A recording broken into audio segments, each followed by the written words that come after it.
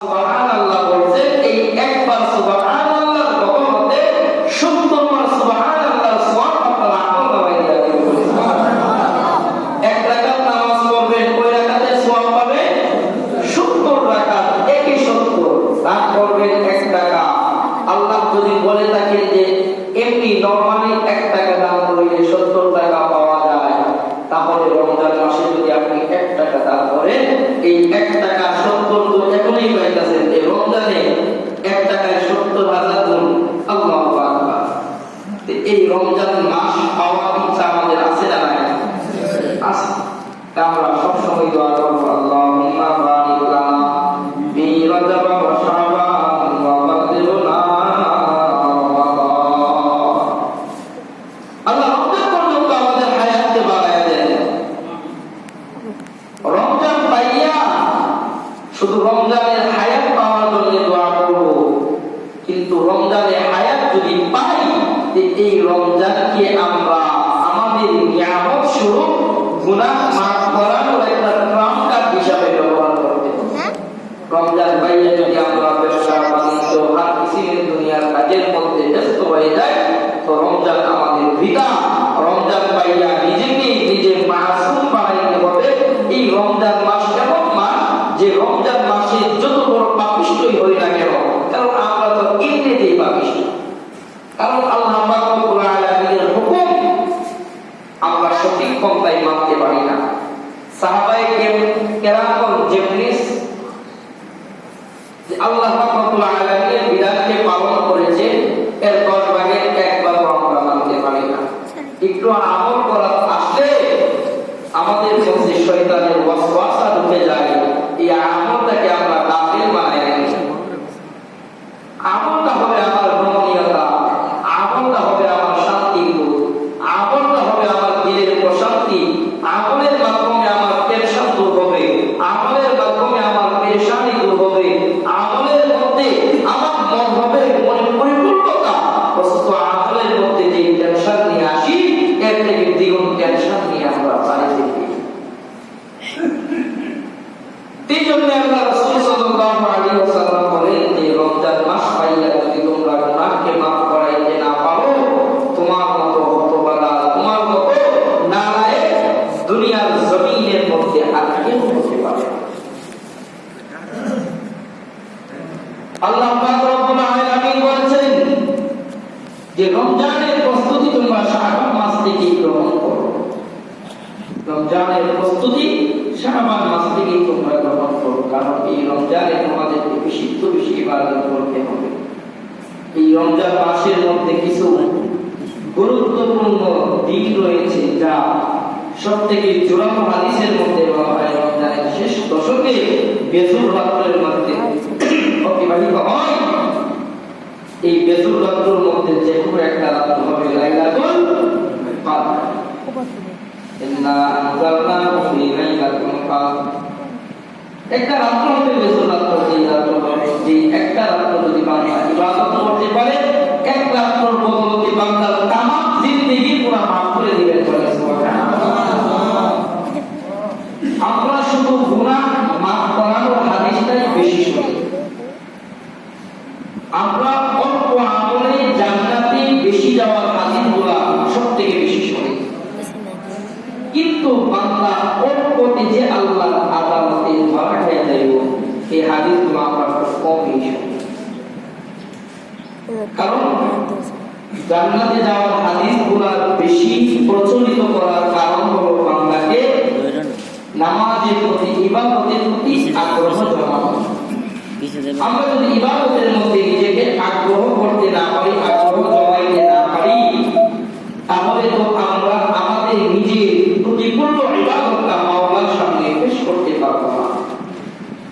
এই জন্য আমরা আজকে থেকে নিয়ত করব যে শুধু শাবান মাস নয়, আল্লাহ পাক রব্বুল আলামিন যতদিন হায়াতের জিন্দেগিতে আমাকে বাঁচিয়ে রাখবে, এই হায়াতের জিন্দেগিতে আমরা কোনোদিন মিথ্যা কথা বলবো না, কোনোদিন পরের হক মানবো না, কোনোদিন নিজের মুসলমান ভাইকে কোনো কপট ভাষায় গালিগালাজ করবো না, কোনো কঠোরতা কাউকে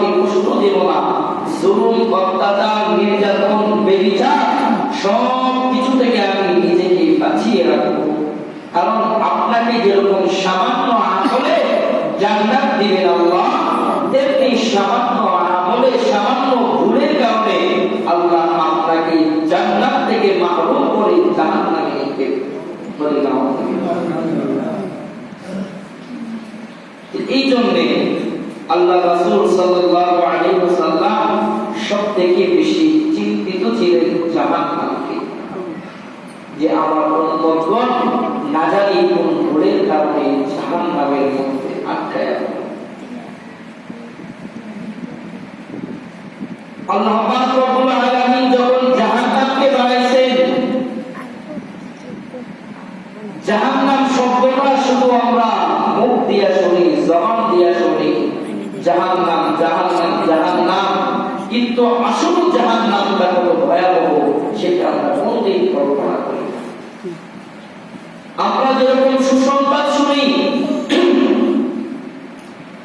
যে পৃথিবীর মধ্যে সবথেকে সর্বশেষ যেই বান্দা জান্নাতে যাবে, যে সবথেকে ছোট জান্নাতটা যাকে দান করা হবে ওই জান্নাতটা হবে দুনিয়ার সমতুল্য। কিন্তু আল্লাহ জাহান্নাম যে বানাইছে, জাহান্নামটা কত বড় করে আল্লাহ বানাইছে। আল্লাহ পাক রব্বুল আলামিন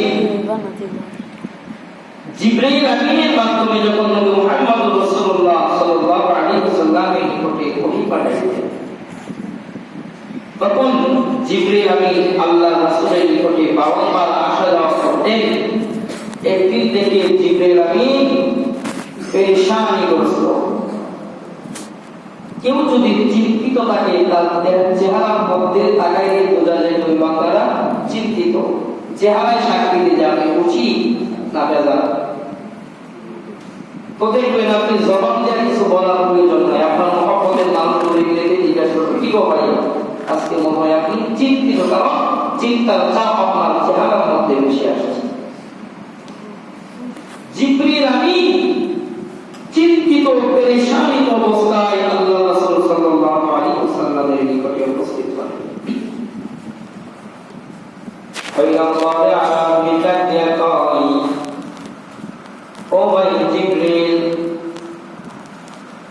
প্রতিনিয়ত আপনি আমার নিকটে আসেন, আপনার মধ্যে আমি কোন চিন্তার বাস দেখি নাই, চিন্তার চাপ দেখি নাই, কিন্তু আপনার চেহারার মধ্যে আজকে এত চিন্তিত, এত পেরেশানি। ও জিবরিল, আপনার কিসের চিন্তা, আপনার কিসের এত পেরেশানি? আপনি তো আল্লাহ প্রেরিত ফেরেশতা,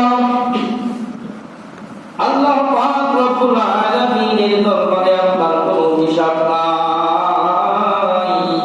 হিসাব দিতে হবে আমি মুহাম্মদকে, চিন্তা তো আমি মুহাম্মদ করব। আপনি তো আল্লাহ প্রেরিত ফেরেশতা, আপনার চেহারার মধ্যে কেন চিন্তার বাদ দেখা যাবে? জিবরিল আমিন ডাক দিয়ে কয়, হে নবী মুহাম্মদ, চিন্তার কারণ হলো আল্লাহ পাক রব্বুল আলামিন যেন আপনার উম্মতের জন্য জান্নাত বানাইছে।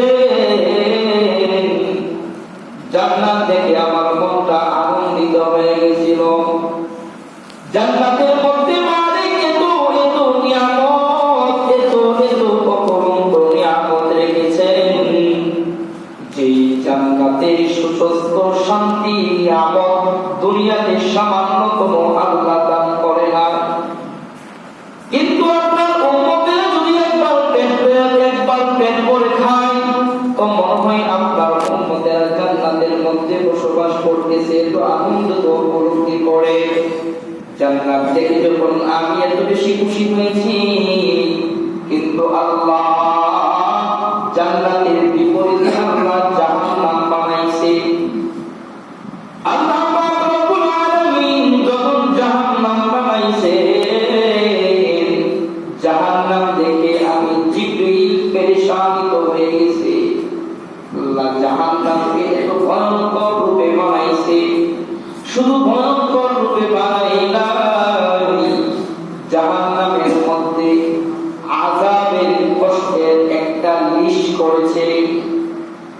বান্দা যেরকম আল্লাহর পাপিষ্ঠ হবে, আল্লাহর নাফরমানি করবে, আল্লাহর দ্বীন থেকে মাহরুম হয়ে যাবে। গুনাহ করবে অল্প, আযাব দিবে অল্প, গুনাহ করবে বেশি, আযাব দিবে বেশি। গুনাহ করবে কম, বান্দাকে আযাব দিবে কম। গুনাহ করবে বেশি, বান্দাকে জাহান্নামে জ্বালাইবে বেশি। দুনিয়ার জমিনের মধ্যে মালিক আপনাদেরকে নিয়ামত হিসাবে আগুন দিয়েছেন। আগুনের মধ্যে যদি আপনার হাতটাকে ধরে, এই হাতের লোম পড়ে যাবে, পরে চামড়া পড়তে থাকবে, গোশত পড়তে থাকবে, এরপরে হাড্ডি জ্বলবে, হাতের ভিতরে ক্যালসিয়াম জ্বলবে। আল্লাহ পাক রব্বুল আলামিন জাহান্নামকে সুবহান করে বানাইছে। জাহান্নামের আগুনটা হবে মত, জাহান্নামের আগুন বান্দার চামড়া জ্বালাইবে না। জাহান্নামের আগুন কখনোই বান্দার মুখে জ্বালাইবে না। জাহান্নামের আগুনটা কখনোই বান্দার কলিজা পুড়াইতে থাকবে। আল্লাহ জাহান্নামটা এত ভয়ঙ্কর করে বানাইছে, এই জাহান্নামকে আল্লাহ এত গভীর ভাবে বানাইছে। জিবরিল আমিন বলেন, ও পয়গম্বর, জাহান্নামের মুখ থেকে যদি একটা পাথরকে যদি জাহান্নামের মধ্যে নিক্ষেপ করা হয়, ওই পাথরটা জাহান্নামের তলদেশ পর্যন্ত পৌঁছতে 70 বছর সময় লাগবে। এত ভয়ঙ্কর করে আল্লাহ জাহান্নাম বানাইছে।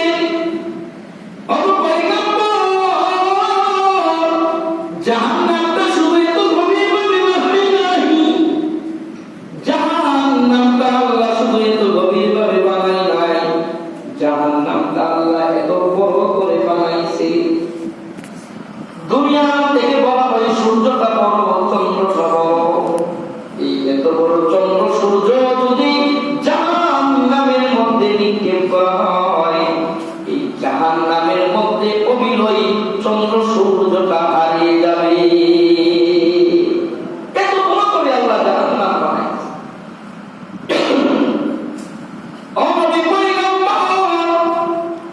জাহান্নামের গভীরতার বর্ণনা দিলাম, জাহান্নামের প্রশস্ততার বর্ণনা দিলাম। এবার শুন জাহান্নামের কিছু আযাবের বর্ণনা দেয়। এই জাহান্নাম থেকে যখন জাহান্নামীকে বিচারের মাঠে যেদিন কায়েম করা হবে, উপস্থিত করা হবে, এক একজন জাহান্নামীকে 70,000 শিকল দ্বারাতে বেঁধে জাহান্নামীদেরকে হাসরের মাঠে উপস্থিত করা হবে। 70,000 শিকল দিয়া যে জাহান্নামীকে বাঁধবে, 70,000 শিকলের এক একটা শিকলকে 70,000 ফেরেশতা বহন করবে।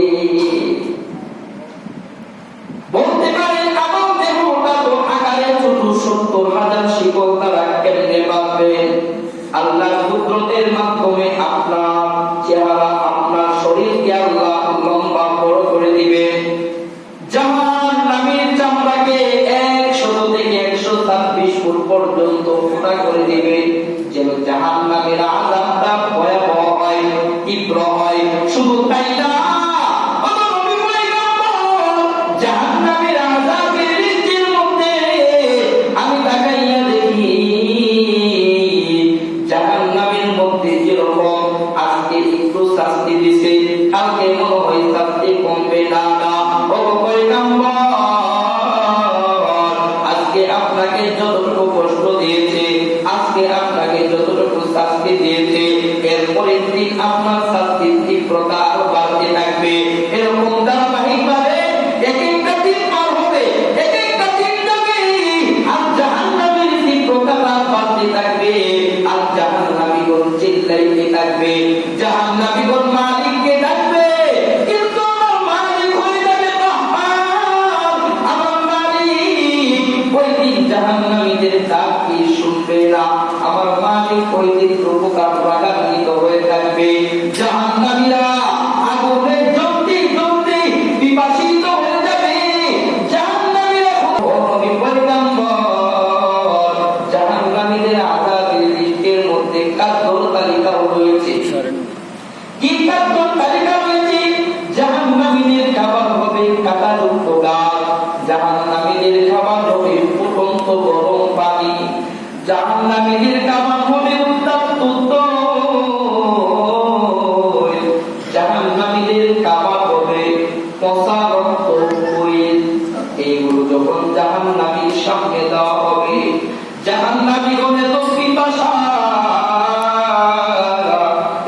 পিপাসিত হয়ে যাবে।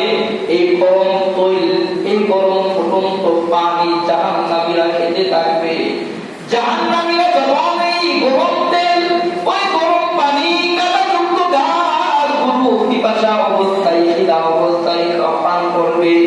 জাহান্নামীরা মালিককে ডাক দিয়া কয়, ও রব্বে কারীম, আমাদেরকে যে শাস্তি দিয়েছিলেন ওই শাস্তি তো ছিল আপনার ওই গরম তেল, গরম ফুটন্ত পানি খাওয়ার পর মনে হয় ভিতরটা চলে আংরাত হয়ে যাচ্ছে। ওই পানগুলো যখন ওই তেলগুলো, গরম ফুটন্ত পানিগুলো যখন জাহান্নামীরা পান করবে, জাহান্নামীদের পেটের ভিতরে যত নালীগুলো রয়েছে সবগুলো ধরতে ধরতে পায়খানার রাস্তা দিয়ে পড়তে থাকবে। আমার আল্লাহ ওই দিন জাহান্নামীদের ডাককে শুনবে না। আমার আল্লাহ ওই দিন রাগান্বিত অবস্থায় জাহান্নামীদের দিকে তাকায় থাকবে। জাহান্নামীগণ জাহান্নামের দেয়াল টপকাইয়া পার হওয়ার চেষ্টা করবে, কিন্তু মালিক এক শ্রেণীর ফেরেশতাকে নিয়োজিত রাখবে। তারা আগুনের লোহার পাতুরি দিয়া জাহান্নামীদের মাথার মধ্যে আঘাত করবে, পুনরায় জাহান্নামের মধ্যে নিক্ষেপ হয়ে যাবে। এইভাবে জাহান্নামীদেরকে আগুনের মধ্যে জ্বালাইতে থাকবে। ও পয়গম্বর, এই জন্য আমি জিবরাইল চিন্তিত, আমি জিবরাইল পেরেশানিত। পয়গম্বর ডাক দিয়ে কয়, ও জিবরাইল, এত ভয়ঙ্কর যদি জাহান্নাম হয় তো আমার উম্মতেরা কেমনে জাহান্নামের আগুনে নিক্ষেপ করা হলে কেমনে তো আযাব সহ্য করবে? জিবরাইল আমিন ডাক দিয়ে কয়, পয়গম্বর, শাস্তির কথা তো শুনেছেন, কিন্তু আপনার উম্মতের জন্য মালিক সুসংবাদ দিয়েছেন। কি সুসংবাদ দিয়েছেন? ও পয়গম্বর, আপনার উম্মতেরা দুনিয়ার জমিনের মধ্যে বসবাস করবে, দুনিয়ার জমিনের মধ্যে চলাচল করবে, তার মধ্যে যদিও শয়তানের ওয়াসওয়াসা, শয়তানের ধোঁকায় পড়ে গুনাহের কাজে লিপ্ত হয়ে যায়, দিন থেকে দূরে চলে যায়, নামাজ থেকে দূরে চলে যায়, আপনার বান্দারা যদিও গুনাহের পাহাড়ে পরিণত করে, কিন্তু আল্লাহ পাক রব্বুল আলামিন এমন একটা মাসকে অবতীর্ণ করেছে, এমন একটা মাসকে উপহার স্বরূপ দিয়েছেন। আপনার উম্মতেরা যত বড় গুনাহগার হোক না কেন, যতই বড় পাপিষ্ঠ হোক না কেন, এই মাস পাইয়া, অর্থাৎ রমাদান, এই রমাদান মাস পাইয়া যদি নিজেকে নিজের মালিকের দরবারে পেশ করতে পারে, নিজেকে নিজের মালিকের সামনে বিলীন করে দিতে পারে, রমজান মাসের রোজাগুলিকে রাখতে পারে, রমজান মাসে যদি ইবাদতের মধ্যে নিজেকে মগ্ন রাখতে পারে, আপনার উম্মতের নামটা যদিও জাহান্নামের কাতার মধ্যে লিখে দেয়, কিন্তু এই রমজানের বদলতে আপনার উম্মতের নামগুলোকে জাহান্নামের কাতার থেকে নামটা উঠাইয়া মালিক জান্নাতের কাতায় লিখিয়া দেয়। এই জন্য ভাই, জান্নাত যেরকম শান্তির জায়গা, জাহান্নাম ওরকম আযাবের জায়গা। এই জন্য আসুন, সব কিছুর ঊর্ধ্বে হলো আল্লাহ, সব কিছুর ঊর্ধ্বে হলো নবীর সুন্নাত। আমার আখিরাত আগে, দুনিয়া পরে। আখিরাত করতে হবে, দুনিয়াকে বাদ দিতে হবে এমন কানা। আপনার দুনিয়া অর্জন করাটা ইবাদত।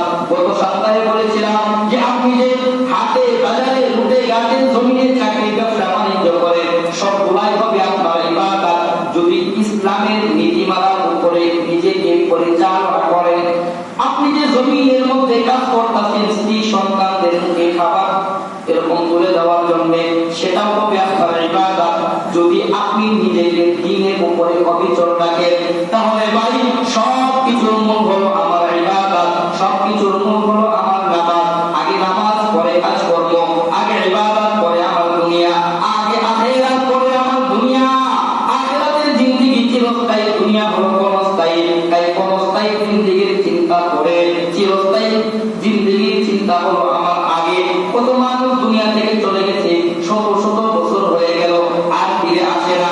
আপনি দুনিয়াতে এসেছেন 60-70 বছর বয়সে, যুবক, আজকে সাদাতারের মালিক হয়ে গেলেন। কতদিন পরে দেখবেন দুনিয়ার জমিন থেকে চইলাও গেছেন। আপনার সাদাতারিওয়ালা মুরব্বী বাবাদেরকে বলবো, আপনাদের শরীরে কিন্তু শক্তি নাই, শরীরের শক্তি, যৌবন, সৌন্দর্য সব কিছু আপনার চলে গেছে। চলতেছে, নিজেকে নিজে নিরুপায় মনে হয়, অসহায় মনে হয়। এই মিশা দুনিয়াতে 70টা বছর মিশা কাটাইলাম, শেষ মুহূর্তে আয়সা দেখলাম কিছুই নাই। তাহলে ভাই আজকে থেকে এরাদা করেন, নিয়ত করেন, সামনে রমজান মাস, এখন থেকেই রমজানের প্রস্তুতি নিয়া রমজান মাস পুরাটা নিজেকে নিজে আল্লাহ পাক রব্বুল আলামিনের কুদরতি পায়ে বিলীন করতে পারে, নিজের